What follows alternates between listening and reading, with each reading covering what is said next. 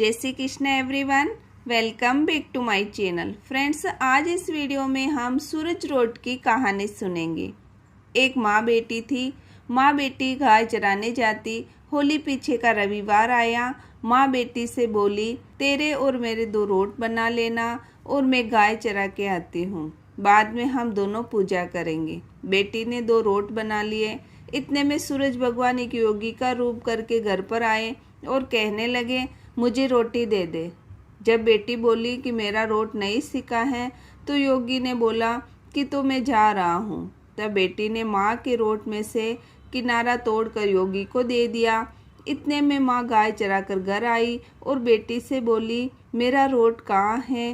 Road खंडित देखकर माँ पागल हो गई और पूरी नगरी में फिरती फिरी। बेटी को मारने लगी और बेटी पीपल के झाड़ के ऊपर बैठ गई। तब राजा का लड़का शिकार खेलता हुआ उस पीपल की ठंडी छाया में आकर बैठ जाता है और कहता है कि कितनी ठंडी छाया है, पानी की प्यास लगी है, कोई पानी पीने को दे दे तो कितना अच्छा है। बस इतना ही कहना था कि लड़की ने ऊपर से पानी डाला। जब राजकुमार ने कहा कि मुझे भूख बहुत जोर से लगी है, कोई खाने को दे दे तो कितना अच्छा होगा, तो लड़की ने लड्डू डाला।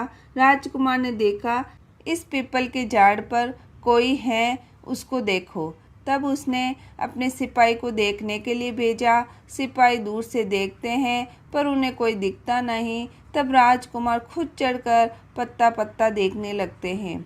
पत्ते में बैठी लड़की को देखकर राजकुमार कहता है, तू कौन है, भूत है या प्रेत है या मानव या देवता। जब वो लड़की बोली कि मैं मनुष्य हूँ, तो राजकुमार कहता है कि मुझसे शादी करोगी। तो लड़की कहती है, आप तो नगरी के राजा हो और एक अनाथ लड़की, मेरा कोई नहीं है। राजकुमार बोला, कोई बात नहीं। उसने उस लड़की से पीपल के झाड़ के नीचे ही शादी कर ली और फिर खुशी खुशी घर रहने लग गया। रहते रहते बहुत दिन हो गए। एक दिन उसी नगर में उसकी माँ घी रोटी मांगने आई और छज्जे में से उसने माँ को देख लिया और अपने पहरेदार को भेजकर उसे पकड़कर एक कोठी में बंद करा दिया। एक दिन राजा जी ने सभी कमरों की चाबी मांगी। लड़की ने 6 कमरों की चाबी दे दी और 7वें कमरे की चाबी अपने पास रख ली। राजा जी हट करके 7वें कमरे की चाबी मांगने लगे और देखा तो आगे सोने की सिल्ली पड़ी थी। तब राजा ने पूछा, ये क्या है। तो रानी बोली, ये मेरे गरीब पियर की भेंट है। पर राजा जी बोले, मैं तो आपसे पीपल के नीचे शादी करके लाया था, तुम्हारा पियर कहाँ है, बता दें।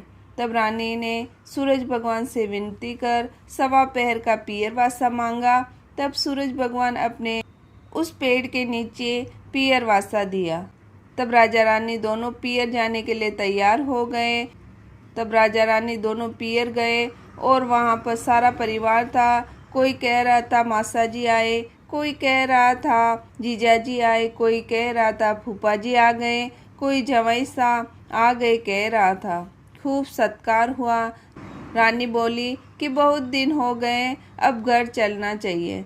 तब राजा जी बोले कि ससुराल बहुत प्यारा है, अभी थोड़े दिन और रहेंगे। तब रानी ने बहुत हट की तो सूरज भगवान ने ढेर सारा धन सामान और सोना चांदी दिया और दोनों जाने के लिए विदा हुए और घर से निकले कि थोड़ी दूर जाने के बाद राजा को याद आया, मेरे पाँव की जूती और घोड़ी का ताज ना भूल गया।